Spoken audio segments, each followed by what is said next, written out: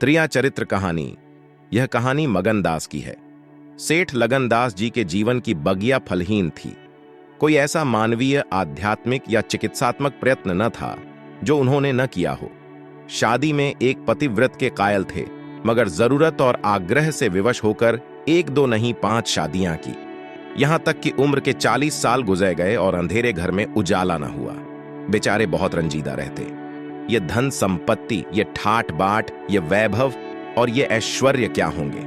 मेरे बाद इनका क्या होगा? कौन इनको भोगेगा? ये ख्याल बहुत अफसोस था। आखिर यह सलाह हुई कि किसी लड़के को गोद लेना चाहिए, मगर यह मसला पारिवारिक झगड़ों के कारण सालों तक स्थगित रहा। जब सेठ जी ने देखा कि बीवियों में अब तक बदस्तूर कशमकश हो रही है, तो उन्होंने नैतिक साहस से काम लिया और एक होनहार अनाथ लड़के को गोद ले लिया। उसका नाम रखा गया मगनदास। उसकी उम्र 5-6 साल से ज्यादा न थी। बला का जहीन और तमीजदार। मगर औरतें सब कुछ कर सकती हैं, दूसरे के बच्चे को अपना नहीं समझ सकती। यहां तो 5 औरतों का साझा था। अगर एक उसे प्यार करती तो बाकी 4 औरतें उससे नफरत करती। सेठ जी उसके साथ बिल्कुल अपने लड़के की तरह मोहब्बत करते थे। पढ़ाने को मास्टर रखे, सवारी के लिए घोड़े, रईसी ख्याल के आदमी थे। राग रंग का सामान भी मुहैया था। गाना सीखने का लड़के ने शौक किया तो उसका भी इंतजाम हो गया। गरज जब मगनदास जवानी पर पहुंचा तो रईसाना दिलचस्पियों में उसे कमाल हासिल था। उसका गाना सुनकर उस्ताद लोग कानों पर हाथ रखते। शहसवार ऐसा कि दौड़ते हुए घोड़े पर सवार हो जाता। डील डॉल शक्ल सूरत में उसका सा अलबेला जवान दिल्ली में कम होगा। शादी का मसला पेश हुआ। नागपुर के करोड़पति सेठ मक्खनलाल बहुत लहराए हुए थे। उनकी लड़की से शादी हो गई। धूमधाम का जिक्र किया जाए तो किस्सा वियोग की रात से भी लंबा हो जाए। मक्खनलाल का उसी शादी में दीवाला निकल गया। इस वक्त मगनदास से ज्यादा ईर्ष्या के योग्य आदमी और कौन होगा? उसकी जिंदगी की बहार उमंगों पर भी और मुरादों के फूल अपनी शबनमी ताजगी में खिल खिल कर हुस्न और ताजगी का समा दिखा रहे थे। मगर तकदीर की देवी कुछ और ही सामान कर रही थी। वह सैर सपाटे के इरादे से जापान गया हुआ था कि दिल्ली से खबर आई कि ईश्वर ने तुम्हें एक भाई दिया है। मुझे इतनी खुशी है कि ज्यादा अरसे तक जिंदा न रह सकूं। तुम बहुत जल्द लौट आऊं। मगनदास के हाथ से तार का कागज छूट गया और सर में ऐसा चक्कर आया कि जैसे किसी ऊंचाई से गिर पड़ा हो। मगनदास का किताबी ज्ञान बहुत कम था, मगर स्वभाव की सज्जनता से वह खाली हाथ न था। हाथों की उदारता ने, जो समृद्धि का वरदान है, हृदय को भी उदार बना दिया था। उसे घटनाओं की इस कायापलट से दुख तो जरूर हुआ, आखिर इंसान ही था, मगर उसने धीरज से काम लिया और एक आशा और भय की मिलीजुली हालत में देश को रवाना हुआ। रात का वक्त था। जब अपने दरवाजे पर पहुंचा तो नाच गाने की महफिल सजी देखी। उसके कदम आगे न बढ़े।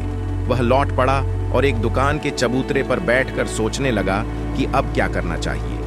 इतना तो उसे यकीन था कि सेठ जी उसके साथ भी भलमनसी और मोहब्बत से पेश आएंगे, बल्कि शायद अब और भी कृपा करने लगे। सेठानियों भी अब उसके साथ गैरों सा बर्ताव न करेंगी। मुमकिन है मझली बहू, जो इस बच्चे की खुशनसीब मां थीं, उसे दूर दूर रहें, मगर बाकी 4 सेठानियों की तरफ से सेवा सत्कार में कोई शक नहीं था।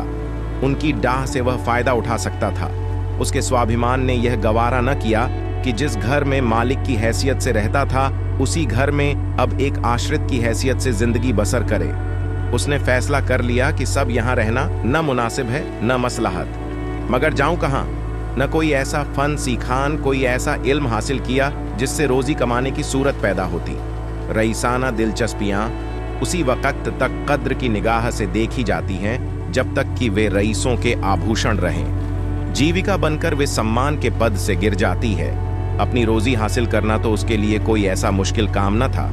किसी सेठ साहूकार के यहाँ मुनीम बन सकता था, किसी कारखाने की तरफ से एजेंट हो सकता था, मगर उसके कंधे पर एक भारी जुआ रखा हुआ था। उसे क्या करे? एक बड़े सेठ की लड़की जिसने लाड़ प्यार में परिवरिश पाई, उससे यह कंगाली की तकलीफें क्यों झेली जाएंगी? क्या मक्खनलाल की लाडली बेटी एक ऐसे आदमी के साथ रहना पसंद करेगी जिसे रात की रोटी का भी ठिकाना नहीं? मगर इस बिक्र में अपनी जान क्यों खपाऊं? मैंने अपनी मर्जी से शादी नहीं की। मैं बराबर इनकार करता रहा। सेठ जी ने जबरदस्ती मेरे पैरों में बेड़ी डाली है। अब वही इसके जिम्मेदार हैं। मुझसे कोई वास्ता नहीं। लेकिन जब उसने दोबारा ठंडे दिल से इस मसले पर गौर किया तो बचाव की कोई सूरत नजर न आई। आखिरकार उसने यह फैसला किया कि पहले नागपुर चलूं, जरा उन महारानी के तौर तरीके को देखूं, बाहर ही बाहर उनके स्वभाव की, मिजाज की जांच करूं। उस वक्त तय करूंगा कि मुझे क्या करके चाहिए। अगर रईसी की बू उनके दिमाग से निकल गई है और मेरे साथ रूखी रोटियां खाना उन्हें मंजूर है तो इससे अच्छा फिर और क्या। लेकिन अगर वह अमीरी ठाट बाट के हाथों बिकी हुई है तो मेरे लिए रास्ता साफ है। फिर मैं हूं और दुनिया का गम। ऐसी जगह जाऊं जहां किसी परिचित की सूरत सपने में भी न दिखाई दे। गरीबी की जिल्लत नहीं रहती अगर अजनबियों में जिंदगी बसर की जाए। ये जानने पहचानने वालों की कनखियां और कनबतियां हैं जो गरीबी को यंत्रणा बना देती हैं। इस तरह दिल में जिंदगी का नक्शा बनाकर मगनदास अपनी मर्दाना हिम्मत के भरोसे पर नागपुर की तरफ चला, उस मल्लाह की तरह जो किश्ती और पाल के बगैर नदी की उमड़ती हुई लहरों में अपने को डाल दे। शाम के वक्त सेठ मक्खनलाल के सुंदर बगीचे में सूरज की पीली किरणें मुरझाए हुए फूलों से गले मिलकर विदा हो रही थीं। बाग के बीच में एक पक्का कुआं था और एक मौलसिरी का पेड़। कुएं के मुंह पर अंधेरे की नीली सी नकाब थी, पेड़ के सिर पर रोशनी की सुनहरी चादर। इसी समय एक नौजवान थका मांदा कुएं पर आया और लोटे से पानी भरकर पीने के बाद जगत पर बैठ गया। मालिन ने पूछा, कहो जाओगे? मगनदास ने जवाब दिया कि जाना तो था बहुत दूर, मगर यही रात हो गई। यहाँ कहीं ठहरने का ठिकाना मिल जाएगा? मालिन, चले जाओ सेठ जी की धर्मशाला में, बड़े आराम की जगह है। मगनदास, धर्मशाला में तो मुझे ठहरने का कभी संयोग नहीं हुआ। कोई हर्ज ना हो तो यही पड़ा रहूं। यहां कोई रात को रहता है? मालिन, भाई, मैं यहो ठहरने को न कहूंगी। ये बाई जी की बैठक है, झरोखे में बैठकर सैर किया करती हैं। कहीं देख लें तो मेरे सिर में एक बाल भी न रहे। मगनदास, बाई जी कौन?